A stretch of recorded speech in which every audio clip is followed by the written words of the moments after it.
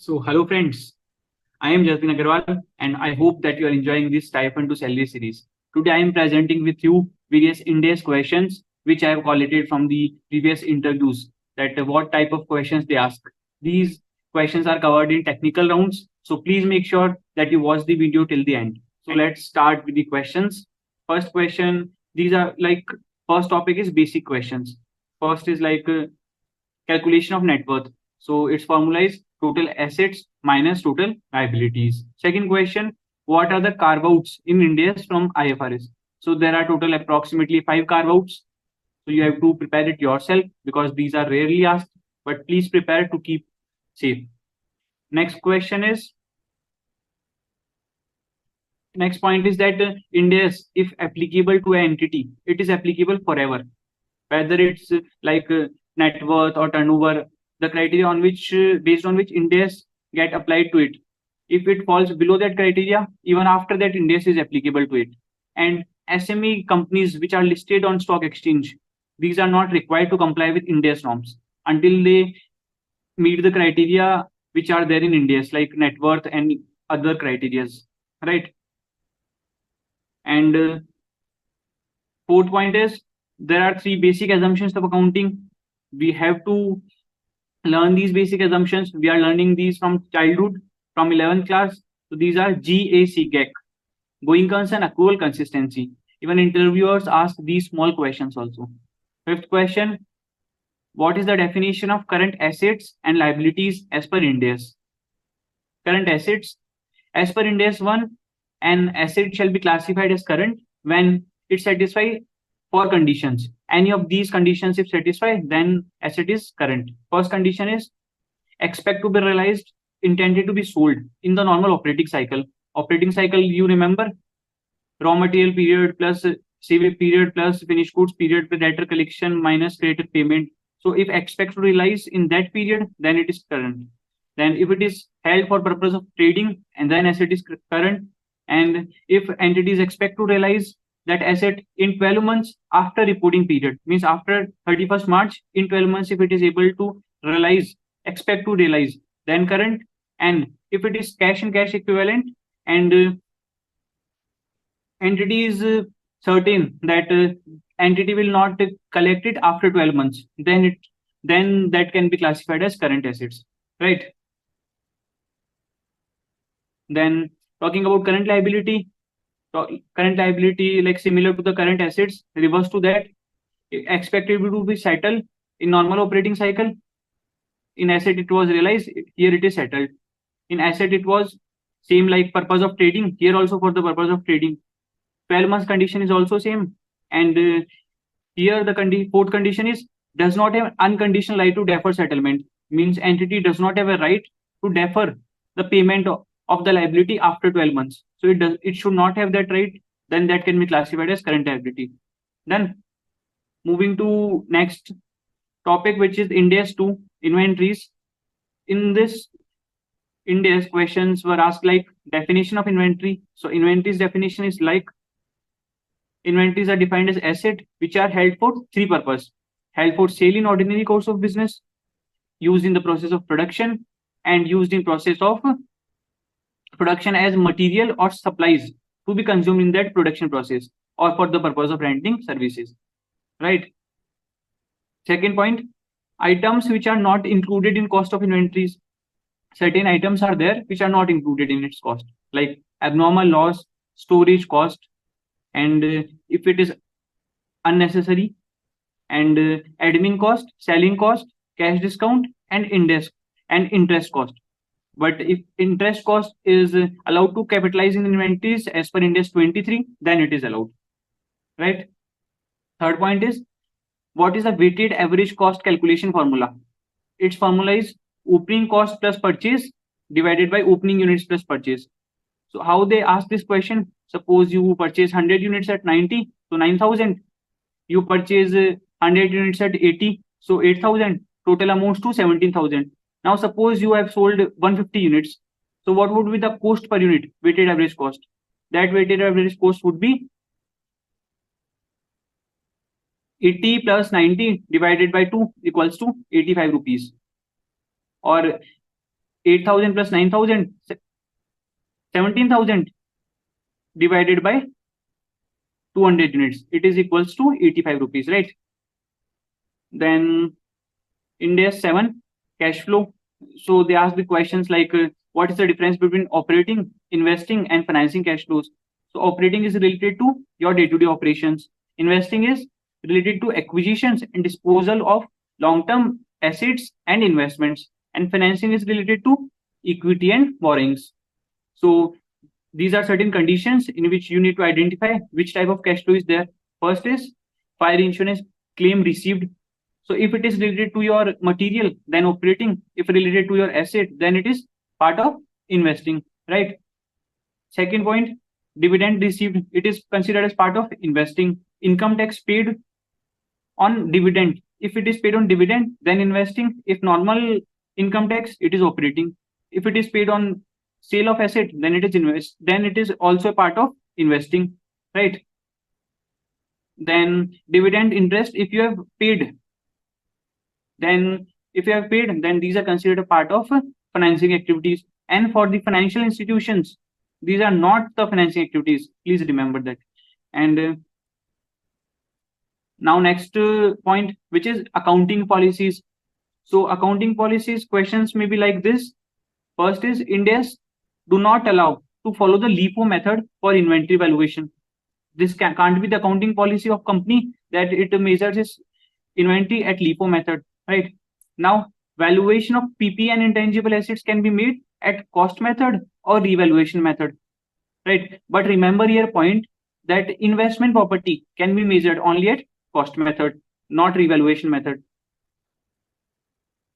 Third point is, what do you understand by like change in accounting policy and change in accounting estimate, right? Here change of accounting estimate to be accounted for prospectively, while change in accounting policy as retrospectively. So examples are like change of policy, when you change the method of inventory valuation, adoption of new accounting standard, and change in depreciation method. And examples of change in estimate are change in useful life of asset, change in allowance for doubtful debts, and division of warranty obligations, right? Now next Ind AS 12, income taxes. So you should learn when DTA DTL is created. Here the concept of deductible and taxable temporary difference is important, and then we multiply by tax rate. We got to know DTA and DTL, and in balance sheet we have to present net. Whether when DTA is moved, we have to present DTA only, and when DTL is moved, same should be the case. Example, DTL arise when taxable temporary difference exists. When does this difference exist? When carrying amount of asset greater than tax base, when carrying amount of liability less than tax base. And in DTA, when deductible temporary difference exists. So these are reverse case of DTL. Examples can be reverse of DTL, right? One more thing, if your balance sheet has ROU asset and lease liability, so DTA DTL is created on net of ROU asset and lease liability. Now moving to next Ind AS 16, which is property, plant and equipment.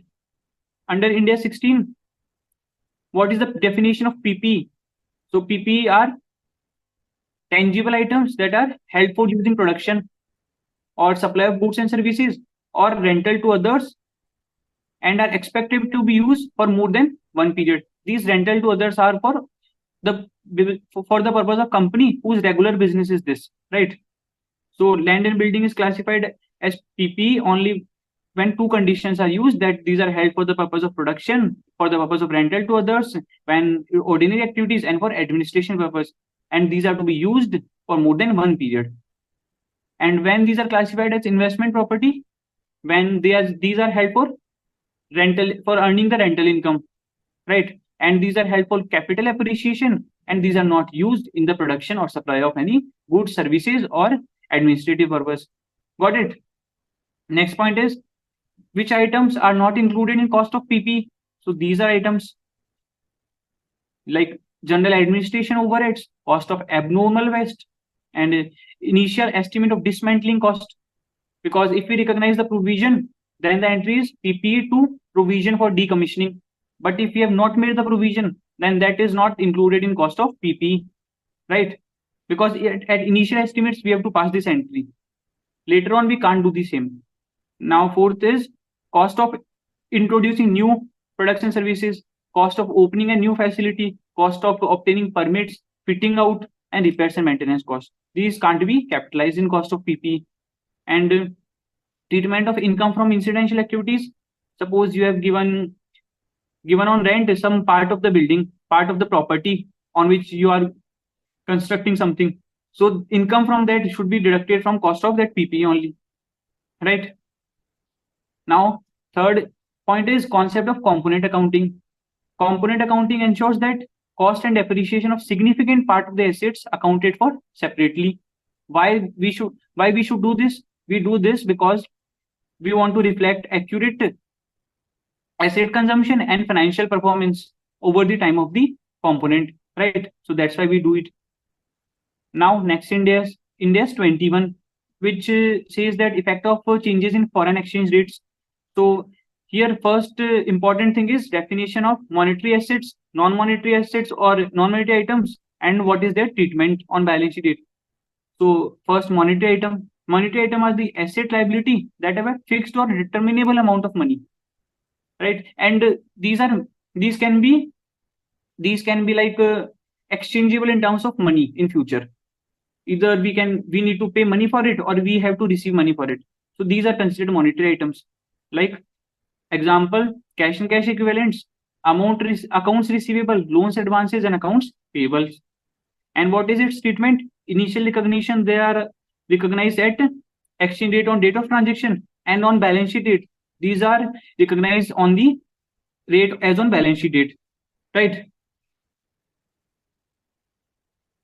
Now, next point is, what are non-monetary items? So non-monetary items are the assets, liabilities that do not have fixed or determinable amount of money, right? So these items do not have determinable amount, so these cannot be exchanged for money in the future. Examples are like PP, inventory, intangible assets, prepaid expenses, and equity investments. So what is the treatment on balance sheet date? Like on initial recognition, measured at initial recognition date, measured at the amount, means foreign currency, Indian currency equivalent amount on the date of transaction, and on balance sheet date, these are not remeasured as per the closing date on balance sheet date. So not like monetary items, right? So please note that advances given for purchase of asset is also considered as a non-monetary item. Now, one more point, that in CFS, when exchange gain loss is there on the intergroup transactions, so these are not eliminated because these are real exposure for which the entity is exposed. Moving to next Ind AS, which is Ind AS 23. First question, when can the borrowing cost be capitalized? According to this standard, borrowing cost attributable to acquisition, construction, and production of qualifying asset can be capitalized in that cost of asset. And qualifying asset means asset which takes substantial period of time to get ready for intended use or sale. Next, Ind AS 24. So in this, they ask that what is the requirement of compliance in this. So two disclosures are required: name of related party and relationship with them, and what are the significant transactions with them during the year or during that reporting period. Next, Ind AS 33 on EPS. So remember one point here, that OCI profit which is there, it is not considered for the purpose of calculation of EPS, right? Now next, Ind AS 36, which is impairment of assets. So its point is like it is applicable on PP, intangible assets, investment properties, and goodwill acquired in the business combination. So on four things it is applicable. Now, when an asset is said to be impaired, when its carrying amount is greater than its recoverable amount. So the difference is loss. Carrying amount minus recoverable amount is your impairment loss. And when do we need to do the impairment testing? Two things are there. For the intangible assets which are not amortized, like goodwill acquired in the business combination, so these are tested for impairment annually. And for other items, we test for impairment when indicators exist that the assets is impaired. Next point, how we calculate the recoverable amount? So its calculation is higher of fair value less cost to sale. and value in use. So we calculate fair value less cost of sale as price which we are getting on sale minus the estimated selling cost. And how we calculate value in use? It is the PV of future cash flows which is expected to be it is the PV of future cash flows which we are expected to derive from that particular cash generating unit. So higher of these are considered as your recoverable amount, and carrying amount minus recoverable amount is considered as your impairment loss. Now next question, that what is CGU, cash generating unit? And we have to explain it with example.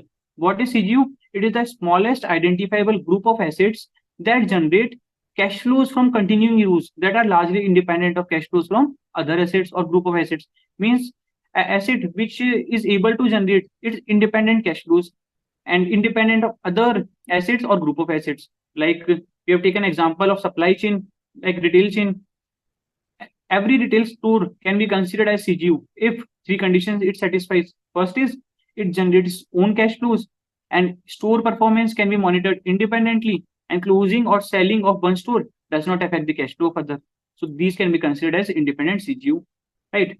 Now, one more point I want to mention, that please go through that how the impairment testing is done for the client and sectors which is mentioned in your CV, because they might ask that how you have tested impairment in the particular client for which you have done audit, right? Or you have checked the impairment testing. Now moving to next Ind AS, which is Ind AS 37. It talks about provisions, contingent liabilities, and contingent assets. So first is definition of liability, provisions, and contingent liability. Talking about liability, liability is your present obligation arise from the past event and settlement of which may result in outflow of resources, and outflow of resources embedding the economic benefits, right? Example like trade payables, loans payables, and accrued expenses. Now what's the provision?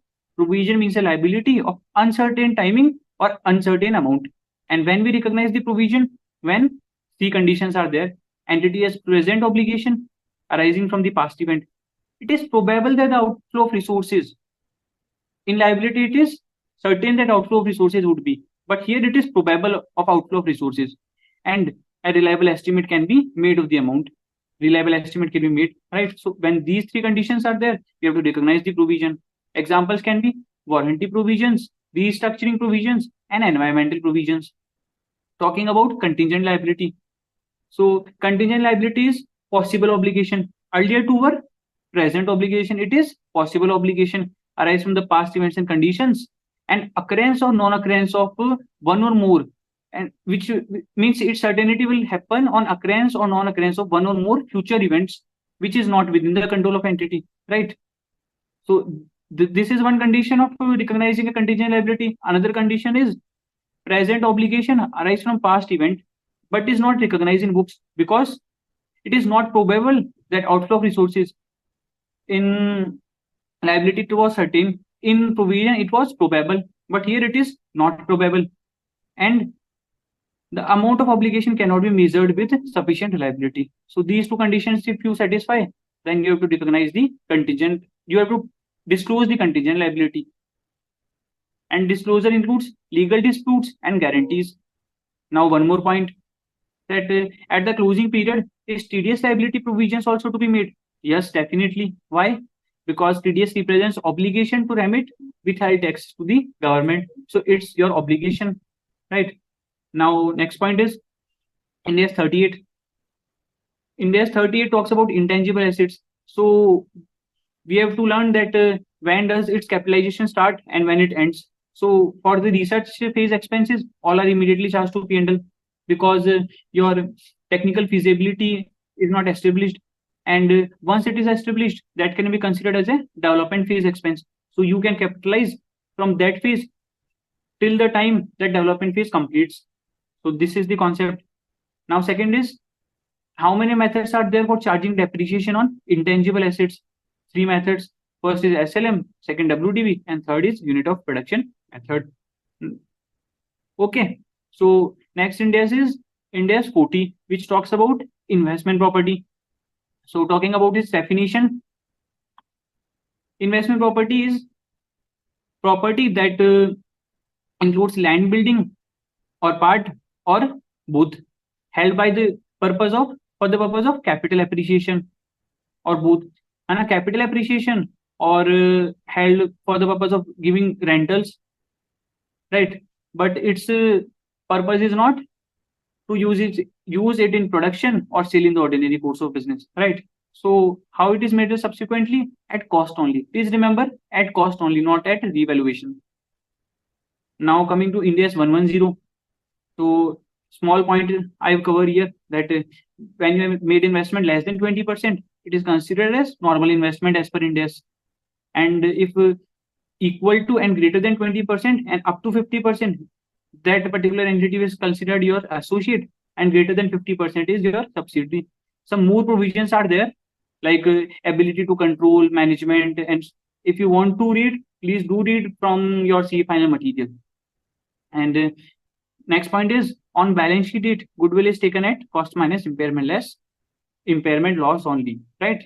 So moving to next Ind AS, which is Ind AS 32, 107 and 109.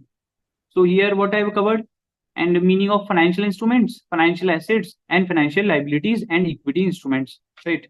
So fastly going through it, and financial instrument means any contract that gives financial asset for one and financial liability or equity instrument for the other.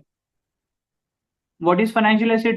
Financial asset is an asset that includes cash, equity instruments of other entity, a contractual right to receive cash, or exchange the financial asset with other entity under the condition that it is potentially favorable to the entity, right? Favorable, that's why we are recognizing it as asset or financial asset. And contract that will or maybe settle the entity's own equity instruments, and if it is derivative, then it meets the F2F test of the own equity derivatives. And if it is non-derivative, then entity is obliged to receive a variable number of own equity instruments, right? Examples are cash, trade receivables, loans receivables, investment in equity instruments of other entity, etc. What's the financial liability? Financial liability is a liability that is contractual obligation to deliver cash or to exchange the financial assets or financial liabilities with other entity under the condition which are potentially unfavorable to the entity. In asset it was favorable, here it is unfavorable. And contract will be settled in entity's own equity instruments. For derivative, it may be settled other than F2F test, other than by exchange of a fixed amount of cash or another financial assets for a fixed number of equity shares, right? And for non-derivative, may be obliged to deliver a variable number of all equity instruments. Variable number we have to deliver. So examples can be trade payables, loans payables, bonds issued, and derivative liabilities like option, forward, and lease liabilities. Now, what's the equity instruments? Equity instruments means that evidence a residual interest in the assets of entity after deducting all of these liabilities, right? Residual interest, remember this word. And examples can be ordinary shares, common stocks, preference shares if they are not redeemable, and if redeemable, only at the option of issuer. And warrants and options to acquire a fixed number of entities' own equity instruments in exchange of fixed amount of any currency. So these are also considered as equity instruments. Now next point, and how the recognition is made of financial asset and financial liability. So for initial recognition, these are recognized when the entity becomes a party to a contractual provision, right? And for like initial measurement for financial assets, it is measured at fair value minus transaction cost, and liability fair value. Sorry, for financial asset, it is measured at fair value plus transaction cost, and for liability, fair value minus transaction cost. Subsequent measurement, financial assets. There are three methods for the subsequent measurement. First is amortized cost. For the cash flows, which entity's intention is to collect the cash flows, future cash flows like trade receivables, and FVOCI, for which entity's intention is to hold and sell, means it will collect the cash flows and sell when it will get the better option. And third is FVTPL, when the entity's purpose is for the purpose of trading, right? Now subsequent measurement of financial liabilities, two methods are there only. In financial asset, three methods. And in liabilities, only two methods. So what are the two methods? First is amortized cost. Most of the financial liabilities are measured at this only, like trade payables, bank loans, etc. And for the trading liabilities or designated financial liabilities, it is FVTPL, like right, like for derivative liabilities. Now the method of calculation of impairment on the financial assets. So two methods are there. So method is expected credit loss method. What is ECL method? ECL method is like two approaches are there: general and simplified approach. For general approach, we have to calculate the expected impairment loss based on 12 months ECL approach, right? For the assets, if the credit risk is not increased significantly, and if it is increased significantly but it is not credit impaired, then lifetime ECL approach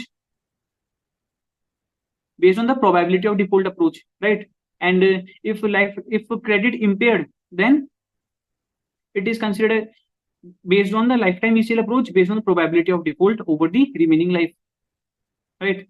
And simplified approach is that you can follow the lifetime ECL for the trade receivables, contract assets, and lease receivables. So lifetime ECL approach is recognized without tracking change in risk, right? So these two approaches can be used for the purpose of calculation of impairment loss allowance. First is your general approach, second is simplified approach. In general approach, two methods. First is 12 months ECL, second is lifetime ECL for the assets which is credit impaired. And in simplified approach, lifetime ECL we follow, right? Now for some IB forms interviews, additional questions like they ask from treatment of derivative financial assets, liabilities, and hedge accounting and embedded derivatives and options. So as per me, 2-3 pages are there in AR1 CA Career Institutes, CA Ajay Agarwal sir notes. So please cover it from there. Now moving to next Ind AS, which is Ind AS, the 111, which talks about joint ventures, joint operations. So a single question from here, like what's the difference between joint venture and joint operation? So difference is like legal structure. In joint venture, it typically involves a separate legal entity, while to run a joint operation entity, make a separate entity. Rights and obligations. In joint venture, rights of the entities of to the net assets only, and in joint operations, they have right over assets and liabilities both. How these are accounted? For joint ventures, accounting is done as per Ind AS 28 equity method, and for joint operation, it is proportionate consolidation. Examples are like for joint venture, formation of a new company for specific project, and for joint operation, jointly operating a resource without any new entity, right? Now moving to next Ind AS, which is Ind AS 113, which talks about fair value measurement. So how they ask question from it? They will ask that how will you calculate the fair value of it? Suppose they have given you many options. So firstly, you need to consider quoted market price if given of asset and liability. Then you have to consider market price of similar asset and liability with adjustment.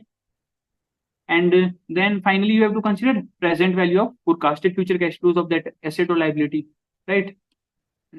Next is Ind AS 115, which talks about revenue from contact with the customers.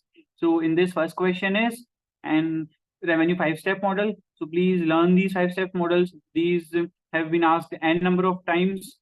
These 5 steps are: first is identifying contact with the customer, identification of performance obligation, then determination of transaction price, allocation of transaction price to performance obligation, and then recognition of revenue. And as the entity satisfies the performance obligation, you can take example from your CA final FR book for it, right? So next question is determination of transaction price. In transaction price, two considerations are there: fixed consideration, variable consideration. So transaction price is the amount of consideration an entity expects to entitle in exchange of transferring the promised goods and services, right? Then talking about the two components, first is fixed consideration. It is the part of transaction price that is specified in the contract. Example, like the company enters into a contract to sell 100 units for 500 rupees per unit. So total fixed consideration equals to 50,000 rupees. Now talking about variable consideration. Variable consideration is that consideration that depends on outcome of future events. So that future events arise, and this consideration is arise due to discounts, rebates, refunds, credits, etc. So how do we recognize the variable consideration? Two methods are there: expected value and most likely amount method. What is in expected value? Probability multiplied by the amount. So we arrive at the expected amount and we recognize the variable consideration from that amount. And what is most likely method? Two amounts are there. We should consider the amount which is considered to be the most likely, right? So moving to next question. Revenue recognition in case customer has made advance payment.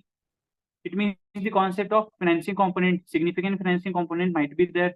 So when a customer make the advance payment, we should recognize contract liability, not the revenue, right? And revenue, when to recognize? When we satisfy the performance obligation by transferring the goods or services to the customer. And what is the significant financing component? It means when the timing of payment agreed by the parties and the performance of obligation differs. So in that particular time, and the significant financing component may exist, and we have to do the accounting for it.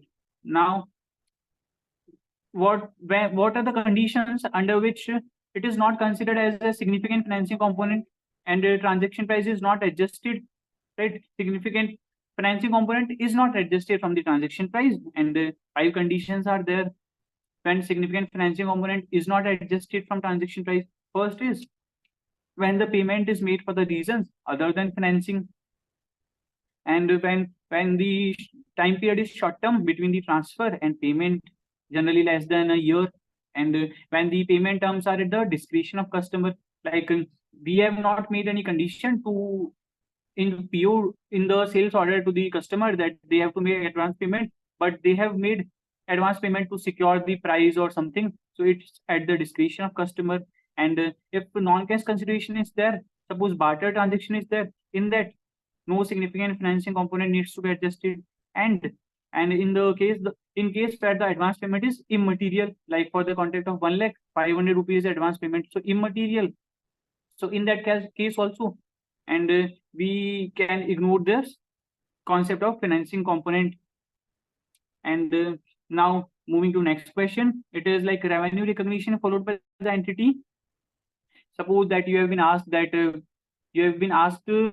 which revenue recognition do our organization follow by an interviewer. So for answering these questions, you should go through the types of revenue in that organization and its accounting. This you can get from the notes to accounts or like accounting policies of that company. And second, that how the revenue is recognized, whether at point of time or period of time. So please do follow these points also in the annual report of company.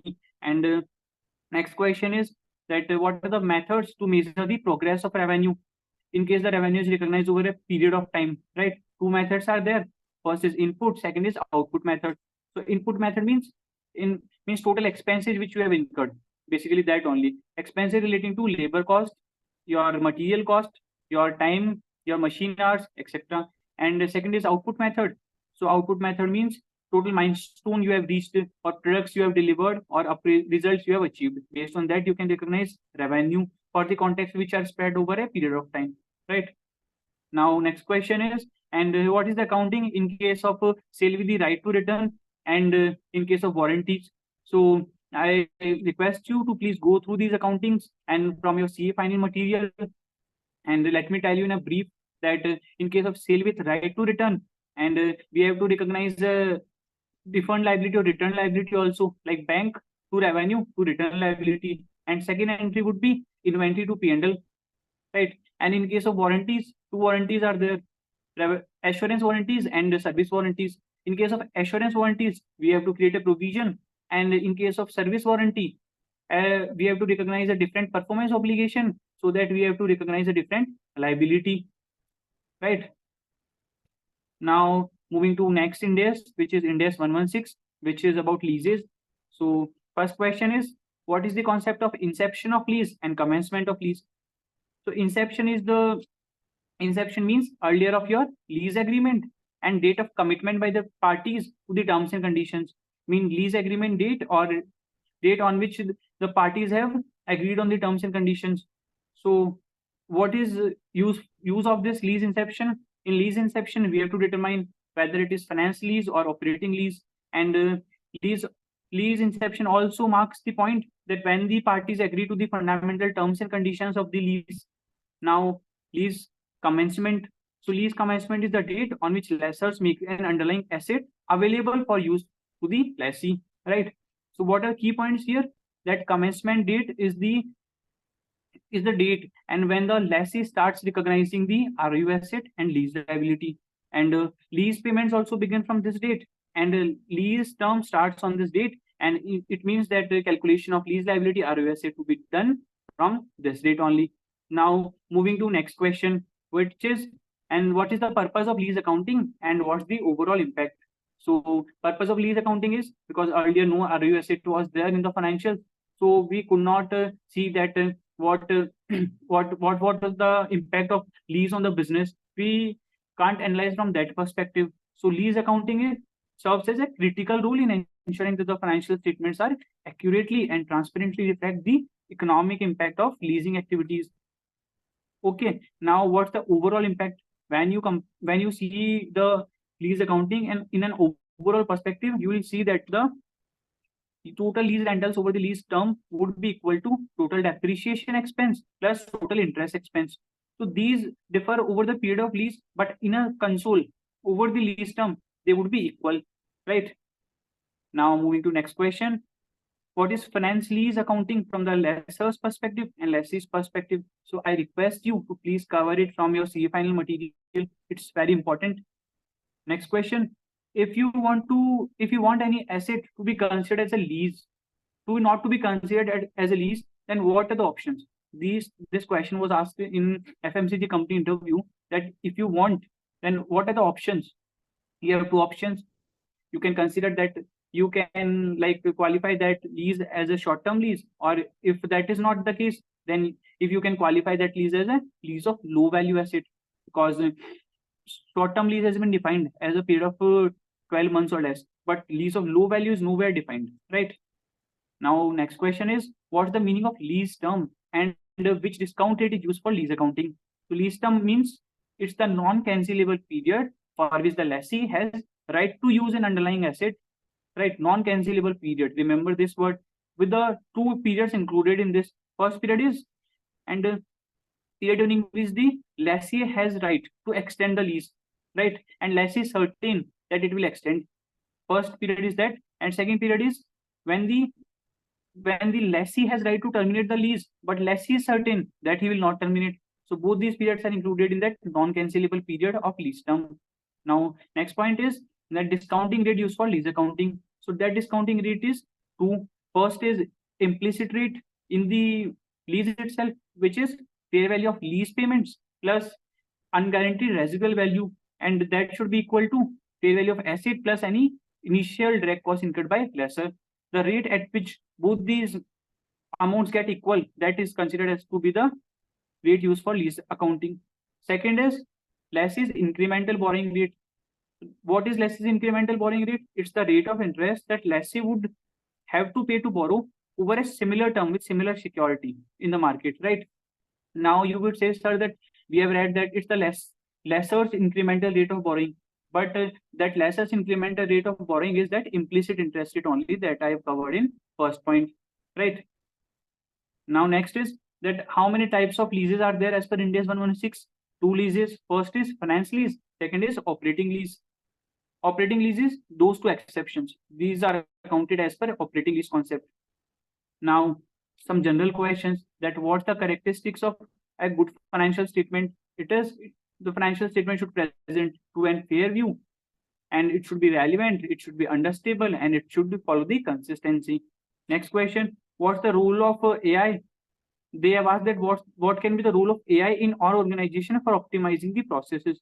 So you can answer this question from general use of AI plus linking that with the company perspective.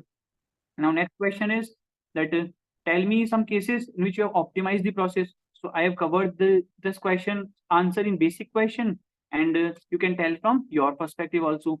Now question about your audit findings, I have covered this in basic question.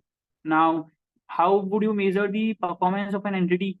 So you should tell both the financial and non-financial factors, like financials of the entity plus its environment environment, social governance norms, and all those things like net carbon zero, etc. And next question is that tell me about new changes that can be brought in the applicability of Ind AS. So new changes that this Ind AS may be prescribed for banks and insurance companies also. And now final question is that tell me about the instances at which you have received appreciation from your principal. So this you should also tell from your perspective. And I have also covered this in basic question. So please do it from there. This is all about Ind AS. I have covered mostly all the questions of Ind AS.